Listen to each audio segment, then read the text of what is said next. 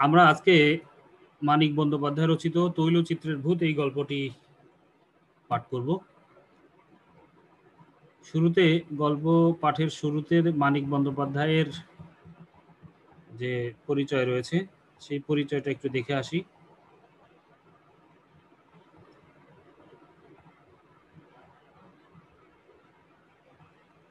ওকে, লেখক পরিচিতি দেখো। মানিক বন্দ্যোপাধ্যায়ের প্রকৃত নাম প্রবোধ কুমার বন্দ্যোপাধ্যায়। খুবই গুরুত্বপূর্ণ তথ্য, এটা মাথায় রাখতে হবে। প্রবোধ কুমার বন্দ্যোপাধ্যায়, মানিক তার ডাক নাম। 1908 সালে সাঁওতাল পরগনার দুমকা গ্রামে তার জন্ম। তিনি জন্মগ্রহণ করেন দুমকা নামক গ্রামে। তার পৈতৃক বাড়ি ঢাকার বিক্রমপুরে। এই তথ্যগুলো খুবই ইম্পর্টেন্ট। কলকাতার প্রেসিডেন্সি কলেজে ছাত্র অবস্থায় 1928 সালে তার প্রথম গল্প ছাপা হয়। 1928 সালে তার প্রথম গল্প ছাপা হয়। লেখালেখির কারণে বিএসসি পরীক্ষায় পাশ করতে পারেননি। তার বিখ্যাত উপন্যাস পদ্মা নদীর মাঝি অবলম্বনে চলচ্চিত্র নির্মিত হয়েছে। এই উপন্যাসে তিনি জেলেদের কথা বলতে গিয়ে শোষক ও শোষিত দুই শ্রেণীর চিত্র এঁকেছেন। এছাড়া দিবারাত্রির কাব্য, অহিংসা, পুতুল নাচের ইতিকথা তার উল্লেখযোগ্য উপন্যাস। তিনি বিজ্ঞানের ছাত্র ছিলেন। তার লেখার প্রবণতা ছিল মানুষের মন বিশ্লেষণ করা। দেখো, 1956 সালে তিনি কলকাতায় মারা যান। 1908 সালে জন্ম, 1956 সালে মৃত্যুবরণ করেন। মাত্র 48 বছর তিনি জীবিত ছিলেন। তো এই হচ্ছে লেখক পরিচিতি, অর্থাৎ মানিক বন্দ্যোপাধ্যায় সম্পর্কে গুরুত্বপূর্ণ কিছু কথা। এগুলো তোমাদের অবশ্যই জ্ঞানমূলক প্রশ্নের জন্য প্রয়োজন হবে। পাঠ পরিচিতির মধ্যে আমরা দেখতে পাই যে তৈলচিত্রের ভূত মানিক বন্দ্যোপাধ্যায়ের লেখা একটি কিশোর উপযোগী ছোট গল্প। 1941 খ্রিস্টাব্দের ফেব্রুয়ারি মাসে মৌচাক পত্রিকায়, এই তথ্যগুলা খেয়াল করবে, মৌচাক পত্রিকায় প্রকাশিত হয় এই গল্পটি। কত খ্রিস্টাব্দে? 1941 খ্রিস্টাব্দে। ভূতে বিশ্বাস নিয়ে মানুষের মধ্যে বিরাজমান কুসংস্কার যে ভিত্তিহীন, মানিক বন্দ্যোপাধ্যায় এই গল্পে তা তুলে ধরেছেন। এই গল্পে তিনি দেখিয়েছেন বিজ্ঞান বুদ্ধির জয়। কুসংস্কারাচ্ছন্নতার কারণে মানুষ নানা অশরীরী শক্তির প্রতি বিশ্বাস স্থাপন করে বিভ্রান্ত হয়ে পড়ে। কিন্তু মানুষকে যদি বিজ্ঞান চেতনা দিয়ে ঘটনা বিশ্লেষণে উদ্বুদ্ধ করা যায়, তাহলে ওইসব বিশ্বাসের অন্তঃসার শূন্যতা ধরা পড়ে। মানিক বন্দ্যোপাধ্যায় এই গল্পে নগেন চরিত্রের মধ্যে ভূত বিশ্বাসের স্বরূপ ব্যাখ্যা করেছেন। অন্যদিকে পরাশর ডাক্তার বিজ্ঞানসম্মত বিচার বুদ্ধির মাধ্যমে স্পষ্ট করে তুলেছেন নগেনের বিশ্বাস ও কুসংস্কারের ভিত্তিহীনতাকে। মৃত ব্যক্তির আত্মা ভূতে পরিণত হয়, এরকম বিশ্বাস সমাজে প্রচলিত থাকায় নগেন বৈদ্যুতিক শককে ভূতের কাজ বলে সহজে বিশ্বাস করেছে। অন্যদিকে পরাশর ডাক্তার সবকিছু যুক্তি দিয়ে বিচার করেন বলে তার কাছে বৈদ্যুতিক শকের বিষয়টি সহজেই ধরা পড়েছে। আমরা যে কথাটি বুঝতে পারি সেটি হচ্ছে যে একটা হচ্ছে যে বোকামির দণ্ড, দ্বিতীয় হচ্ছে যে বিজ্ঞান ভিত্তিক জ্ঞানের স্বল্পতা, আর তৃতীয়ত কুসংস্কারাচ্ছন্ন মানসিকতা। এই সকল বিষয়ের জন্য মানুষ আসলে অনেক ধরনের উদ্ভট জিনিস বিশ্বাস করে থাকে। সেই ব্যাপারটি মানিক বন্দ্যোপাধ্যায়ের এই তৈলচিত্রের ভূত গল্পে আমরা নগেন চরিত্রের মধ্যে দেখতে পাই। যাই হোক, আমরা গল্পের আলোচনাতে যাব। গুরুত্বপূর্ণ শব্দের অর্থ টিকা রয়েছে, সেগুলো তোমাদের একটু চোখ বুলিয়ে নিতে হবে। বিশেষ করে কয়েকটা কথা আমি বলি, কয়েকটা শব্দ, যেমন উদ্ভ্রান্ত, বিব্রত, উদ্ভ্রান্ত, তারপরে শ্রাদ্ধ, উইল শব্দটা ইম্পর্টেন্ট। শেষ ইচ্ছেপত্র, মৃত্যুর পরে সম্পত্তি বন্টন নিয়ে মালিকের ইচ্ছা অনুসারে প্রস্তুত ব্যবস্থাপত্র বা দানপত্র, যা তার মৃত্যুর পরে বলবৎ হয়। প্রেতাত্মা, মৃতের আত্মা বা ভূত। তৈলচিত্র মানে হচ্ছে তেল রঙে আঁকা ছবি। তোমরা যারা ছবি আঁকি করো, ড্রয়িং করো, তারা খুব ভালো বুঝবে তৈলচিত্র কাকে বলে। প্রণাম হচ্ছে হাত ও মাথা দ্বারা গুরুজনের চরণ স্পর্শ করে অভিবাদন জানানো। কশ্চিন কালে মানে কোনো কালে। হৃদকম্প, হৃদপিণ্ডের স্পন্দন বা বুকের কাঁপুনি। মটকা, এটা ইম্পর্টেন্ট শব্দ। মটকা শব্দের অর্থ হচ্ছে রেশমের মোটা কাপড়। ভর্ৎসনা করা মানে হচ্ছে তিরস্কার, ধমক, নিন্দা। অশরীরী মানে দেহহীন, শরীরহীন, নিরাকার। এই শব্দগুলো আমাদের গল্প পাঠে লাগবে। আমরা তাহলে গল্প পাঠে যেতে পারি। কারো কোথাও অস্পষ্টতা থাকলে বা জানার থাকলে জিজ্ঞাসা করবে, ঠিক আছে? ওকে, তাহলে গল্পটা শুরু করছি। দেখো, একদিন সকালবেলা পরাশর ডাক্তার নিজের প্রকাণ্ড লাইব্রেরিতে বসে চিঠি লিখছিলেন। সকালবেলা পরাশর ডাক্তার তিনি তার বড় একটা লাইব্রেরি রয়েছে, সেই লাইব্রেরিতে বসে একটি চিঠি লিখছিলেন। চোরের মতো নিঃশব্দে ঘরে ঢুকে নগেন ধীরে ধীরে এগিয়ে গিয়ে তার টেবিল ঘেঁষে দাঁড়ালো। পরাশর ডাক্তার মুখ না তুলেই বললেন, বসো নগেন। চিঠিখানা শেষ করে খামে ভরে ঠিকানা লিখে চাকরকে ডেকে সেটি ডাকে পাঠিয়ে দিয়ে তবে আবার নগেনের দিকে তাকালেন। বসতে বললাম যে, এরকম চেহারা হয়েছে কেন, অসুখ নাকি? এটা পরাশর ডাক্তার নগেনকে জিজ্ঞাসা করছে। নগেন ধপ করে একটা চেয়ারে বসে পড়ল। চোরকে যেন জিজ্ঞাসা করা হয়েছে সে চুরি করে কিনা। এইরকম অতিমাত্রায় বিব্রত হয়ে সে বলল, না না, অসুখ নয়। অসুখ আবার কিসের?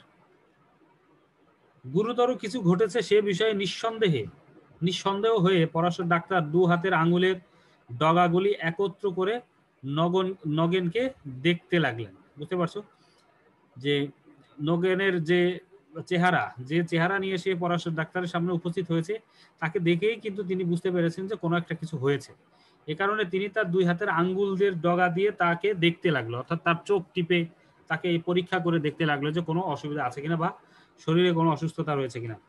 মোটা সোটা হাসি খুশি ছেলেটা তেল চকচকে চামড়া পর্যন্ত যেন শুকিয়ে গেছে, মুখে হাসির চিহ্নটুকুও নেই। মানে নগেন দেখতে শুনতে বেশ মোটা সোটা হাসি খুশি ছেলে, কিন্তু তার চেহারা দেখে মনে হচ্ছে যেন তার চামড়া পর্যন্ত শুকিয়ে গেছে, তার মুখে কোনো খুশি নেই, হাসির চিহ্ন নেই।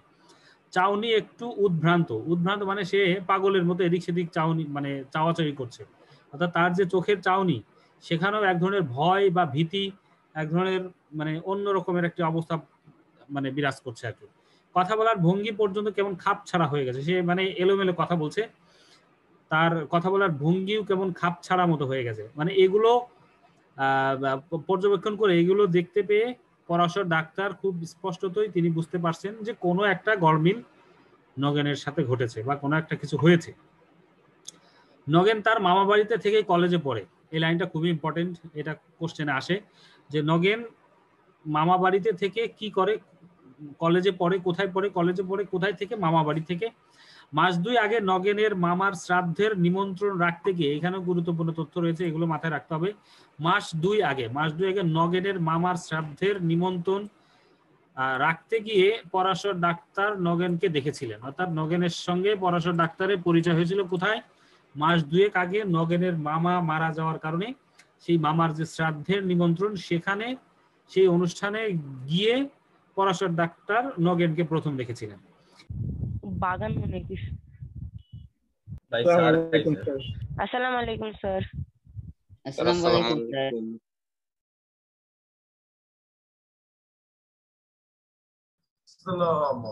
স্যার। একটু নেটে একটু সমস্যা হয়েছিল, যার জন্য মনে হয় ডিসকানেক্ট হয়ে গেছে। শুনতে পারছিলে তাই তো? ওকে, তাহলে দেখো নগেন তার মামা বাড়ি থেকে কলেজে পড়ে, এই পর্যন্ত শুনতে পেয়েছি। হ্যাঁ, নগেন তার মামা বাড়িতে থেকে কলেজে পড়ে, মাস দুই আগে নগেনের মামার শ্রাদ্ধের নিমন্ত্রণ রাখতে গিয়ে পরাশর ডাক্তার নগেনকে দেখেছিলেন। মানে নগেনের সঙ্গে পরাশর ডাক্তারের প্রথম পরিচয় হয়েছিল কোথায়, মাস দুয়েক আগে নগেনের মামার শ্রাদ্ধের যে নিমন্ত্রণ, সেই নিমন্ত্রণে পরাশর ডাক্তার গিয়েছিলেন, সেখানে নগেনের সঙ্গে দেখা হয়। এই অল্প সময়ের মধ্যে এমন কি ঘটেছে যাতে ছেলেটা এরকম বদলে যেতে পারে, অর্থাৎ এই যে 2 মাসের মতো সময়, এই 2 মাসের মধ্যেই নগেন এরকম হয়ে গেছে কেন, এই ধরনের একটা কোশ্চেন কিন্তু পরাশর ডাক্তারের মধ্যে মানে মনে উদয় হয়েছে। ছেলেবেলা থেকে মামা বাড়িতে সে মানুষ হয়েছে বটে, কিন্তু মামার শোকে এরকম কাহিল হয়ে পড়ার মতো আকর্ষণ তো মামার জন্য তার কোনোদিন ছিল না। অর্থাৎ যে নগেন ছোটবেলা থেকে তার মামার বাড়িতে মানুষ হয়েছে, মামার বাড়িতে থেকে পড়াশোনা করে, তো মানে নগেনকে দেখে এরকম মনে হচ্ছে, মানে এরকম মনে হয় না যে যে তার মামা মারা গিয়েছে বলে তার শরীরের বা তার মনের, তার যে অবয়ব বা তার যে চেহারা সুরত এখন যে অবস্থা হয়েছে, এটা তার মামার মৃত্যুর কারণে হতে পারে, এটা কিন্তু পরাশর ডাক্তার মনে করেন না। কারণ তার মামার প্রতি এই ধরনের এত আকর্ষণ কিন্তু নগেনের কোনোদিনই ছিল না। বড়লোক কৃপণ মামার যে ধরনের আদর বেচারি চিরকাল পেয়ে এসেছে, তাতে মামার পরলোক যাত্রায় তার খুব বেশি দুঃখ হবার কথা নয়। এই লাইনটা একটু খেয়াল করে দেখো, এখানে একটা লাইনের মধ্যেই কিন্তু নগেনের মামার চরিত্রের পরিচয় লেখক দিয়েছেন। সেটি কি, যে বড়লোক কৃপণ মামা, তার মামা বড়লোক ছিল কিন্তু কৃপণ ছিল, যার কারণে যে নগেন তার বাড়িতে থাকলেও তার সঙ্গে তার মামা যে আচরণ করত, তার সঙ্গে যে ব্যবহার করত, সেটি মোটেই মানে নগেনের জন্য খুব বেশি সুখকর ছিল না। যার কারণে যে তার মামা মারা যাওয়ায় যে তাতে নগেন খুব বেশি দুঃখ পাবে, কষ্ট পাবে, শোক পাবে, সেরকম আসলে নয়। বাইরে মামাকে খুব শ্রদ্ধা ভক্তি দেখালেও মনে মনে নগেন যে তাকে প্রায় জমের বাড়ি পাঠাতো, তাও পরাশর ডাক্তার ভালো করেই জানতেন। এই লাইনটার মধ্যে দেখো যে আমরা অনেক সময় দেখবো যে যাকে অপছন্দ করি তার সামনাসামনি হয়তো বা অনেক ক্ষেত্রে সাহস করে কিছু বলি না, সামনাসামনি তাকে কি করি, তাকে শ্রদ্ধা করি, তাকে সালাম দেই, তাকে সম্মান করি বা তাকে রেসপেক্ট করি, যাই করি না কেন, কিন্তু তার পেছনে গেলে তাকে নিয়ে সমালোচনা করি বা তার খারাপ চাই। এরকম চরিত্রের মানুষ কিন্তু আমাদের চারপাশে আছে।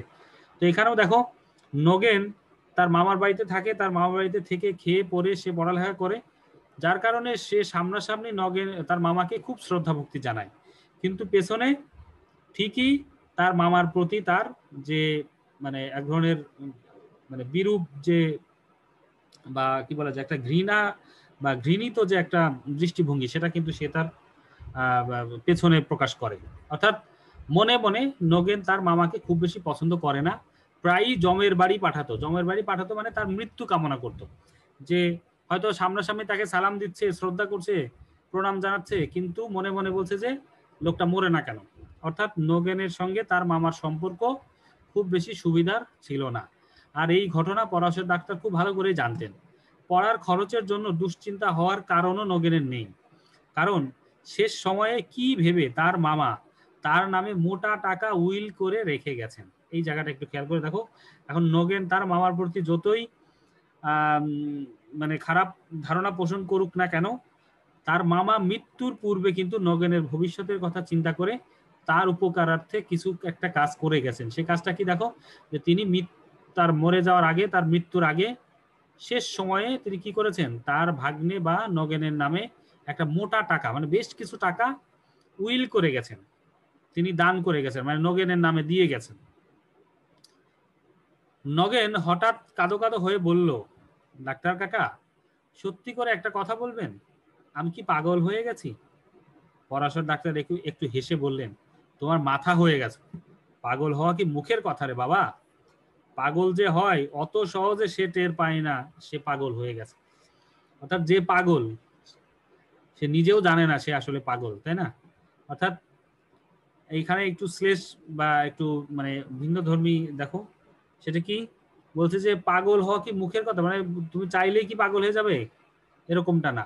পাগল যে হয় অত সহজে সে টের পায় না সে পাগল হয়ে গেছে। অর্থাৎ এখানে নগেনের যে মনোভাব, সে হয়তো ভাবছে যে তার মধ্যে যে ধরনের পরিবর্তন হয়েছে বা তার মধ্যে যে ধরনের প্রভাব মানে সে প্রভাবিত হয়েছে, যার কারণে তার আচরণে কোনো মানে কিছুটা পরিবর্তন এসছে, এই আচরণ কি আসলে পাগল হওয়ার লক্ষণ নাকি পাগল হয়ে গেছি, এই ধরনের একটা শঙ্কা কিন্তু নগেন পড়ে গেছে। তো যাই হোক, তারপর দেখো তবে দ্বিধা ভরে খানিকক্ষণ চুপ করে থেকে হঠাৎ নগেন যেন মরিয়া হয়ে জিজ্ঞাসা করে বসলো, আচ্ছা ডাক্তার কাকা, প্রেতাত্মা আছে?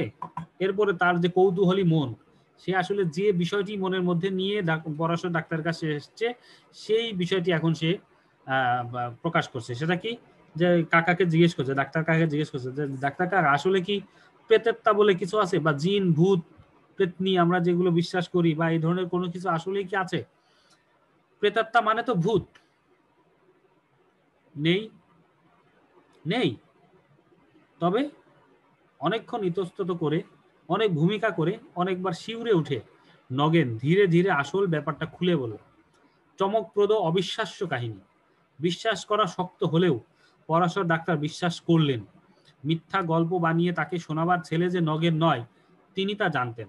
অর্থাৎ নগেন বেশ ভালো ছেলে, সে যে আসলে অযথা মানে ছলচাতুরি করে বিভিন্ন মানে আজগুবি গল্প বানিয়ে বলবেন তা কিন্তু নয়। অর্থাৎ পরশের ডাক্তার এটা কিন্তু অনুমান করতে পেরেছিলেন যে কিছু একটা মানে নগেনের সঙ্গে ঘটেছে, ঠিক আছে? তো সেটাই তিনি বলছেন যে মিথ্যা গল্প বানিয়ে তাকে শোনাবার ছেলে যে নগেন নয় তা তিনি জানতেন। মামা তাকেও প্রায় নিজের ছেলেদের সমান টাকা কড়ি দিয়ে গেছেন জেনে প্রথমটা নগেন একেবারে স্তম্ভিত হয়ে গিয়েছে। মানে প্রথম যখন নগেন জানতে পারে যে তার মামা তার ছেলে মানে তার মামা কি করেছেন, তার ছেলেদের মতোই তাকেও সমান সংখ্যক বা সমান পরিমাণ টাকা রেখে গেছে তার জন্য, তাকে দিয়ে গেছে, তাকে দান করে গেছে। মামার এরকম উদারতা সে কোনোদিন কল্পনাও করতে পারেনি। কারণ কি? কারণ মামা তার সঙ্গে যে আচরণ ব্যবহার করতো তাতে করে নগেন তার মামার প্রতি বিরক্ত ছিল, যার কারণে সে মনে মনে তার মামার মৃত্যু কামনাও করত। কিন্তু দেখো, যখন সেই লোকটি মারা যায়, সেই মারা যাওয়ার পূর্বে নগেনের জন্য সে কিন্তু টাকা রেখে গেছে, যার কারণে এখন মামার সেই আসলে উদারতায় নগেন অনেক বেশি আশ্চর্য হয়েছে, অনেক বেশি স্তম্ভিত, একেবারে স্তম্ভিত হয়ে গেছে, খুবই অবাক হয়েছে। কারণ মামার এই ধরনের মানসিকতা কোনোদিন সে ঘুণাক্ষরেও টের পায়নি। বাইরে যেমন ব্যবহারই করে থাকুন, মামা তাকে নিজের ছেলেদের মতোই ভালোবাসতেন জেনে পরলোকগত মামার জন্য আন্তরিক শ্রদ্ধা ভক্তিতে তার মন ভরে গেল। বুঝতে পারছো যে জীবদ্দশায় বা জীবিতকালে তার মামাকে সে ততটা পছন্দ করতো না, কিন্তু মৃত্যুর পরে সে আসলে তার মামার যে প্রকৃত পরিচয় সেটা কিন্তু সে টের পেয়েছে, তাই না?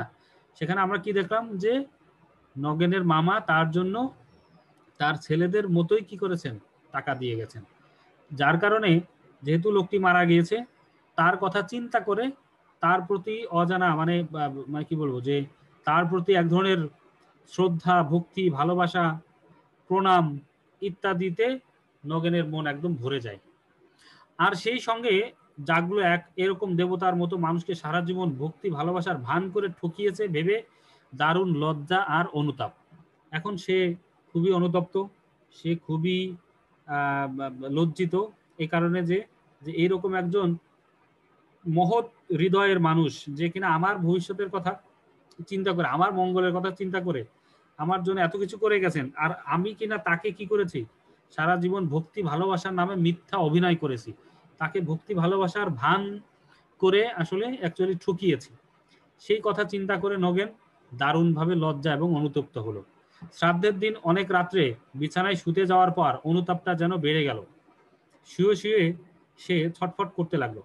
হঠাৎ এক সময় তার মনে হলো, সারা জীবন তো ভক্তি শ্রদ্ধার ভান করে মামাকে সে ঠকিয়েছে, এখন যদি সত্যই ভক্তি শ্রদ্ধা জেগে থাকে, লাইব্রেরি ঘরে মামার তৈলচিত্রের পায়ে মাথা ঠেকিয়ে প্রণাম করে এলে হয়তো আত্মগ্লানি একটু কমবে, মনটা শান্ত হবে। এই জায়গাটা একটু খেয়াল করে দেখো, যার কারণে সে মনের যে দ্বন্দ্বে ভুগছিল সেই দ্বন্দ্ব থেকেই সে কি করেছে, সে ভেবেছে যেহেতু মামা মারা গিয়েছে তাকে আর পাওয়া যাবে না, সুতরাং তার যে মনের যে অনুতাপ, সে যে অনুতপ্ত, সেটা সে কিভাবে প্রকাশ করবে, সেই অনুতাপটা প্রকাশ করতে না পেরে সে সবসময় ছটফট করতে লাগলো। এবং তার হঠাৎ মনে হলো যে সারা জীবন আমি কি করেছি, মামাকে ভক্তি শ্রদ্ধার ভান করে মামাকে আমি ঠকিয়েছি, এখন যদি আমি সত্যি মামাকে শ্রদ্ধা ভক্তি জানাতে চাই তাহলে তো আর তাকে সরাসরি আমি পাবো না, কিন্তু তার যে একটা তৈলচিত্র রয়েছে, তার যে একটা চিত্রকর্ম রয়েছে, তার যে একটা ছবি রয়েছে, কোথায় রয়েছে, লাইব্রেরির ঘরে, সেই ছবির মামার ছবির পায়ের কাছে যে আমি যদি প্রণাম করে তার কাছে ক্ষমা চাই বা হচ্ছে যে একটু অনুতপ্ত হই, তাহলে হয়তো আমার এই আত্মগ্লানি মানে মনের যে কষ্ট, আত্মগ্লানি মানে হচ্ছে মনের কষ্ট, মনের দুঃখ, মনের যে যন্ত্রণা, মনের যে অনুতাপ, সেটি হয়তো কিছুটা হলেও হ্রাস পাবে, কমবে, তার মনটা কিছুটা হলেও শান্ত হবে। এই ধারণা থেকে সে কি করেছে দেখো পরবর্তীতে। এই পর্যন্ত সবাই কি ক্লিয়ারলি বুঝতে পারছো?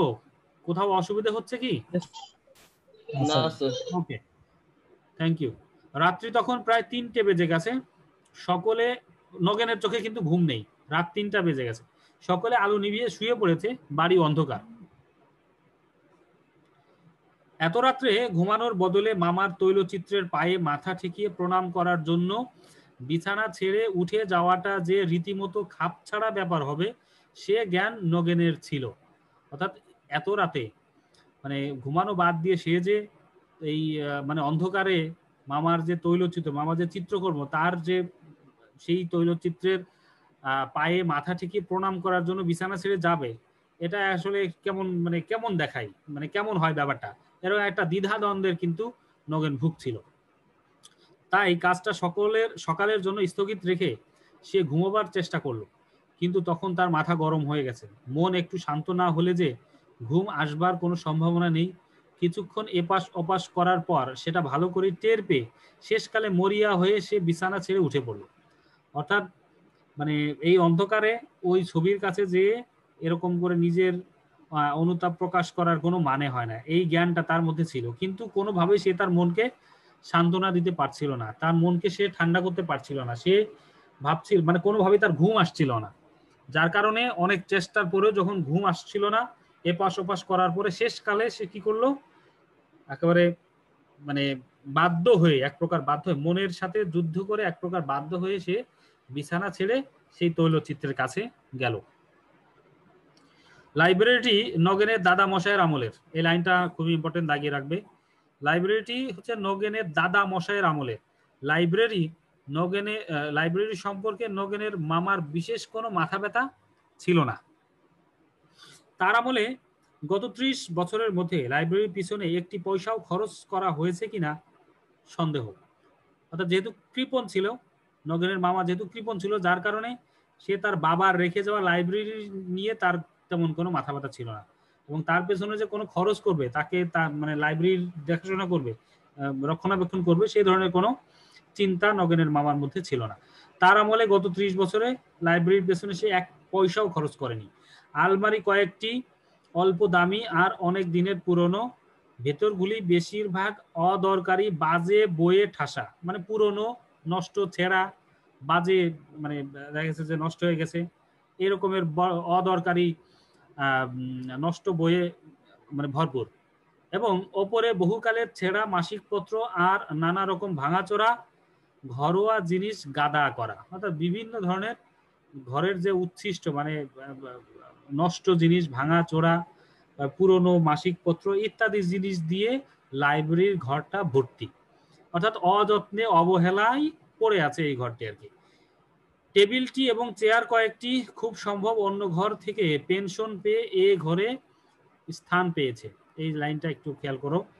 টেবিলটি এবং চেয়ার কয়েকটি খুব সম্ভব অন্য ঘর থেকে, অর্থাৎ চেয়ার এবং মানে কয়েকটি চেয়ার এবং একটা টেবিল, এই টেবিল এবং চেয়ারগুলো অন্য ঘরে ছিল, সেই ঘর থেকে পেনশন পেয়ে, পেনশন মানে কি, পেনশন পেয়ে এখানে লেখক একটু অন্যভাবে বলেছেন, অর্থাৎ মানে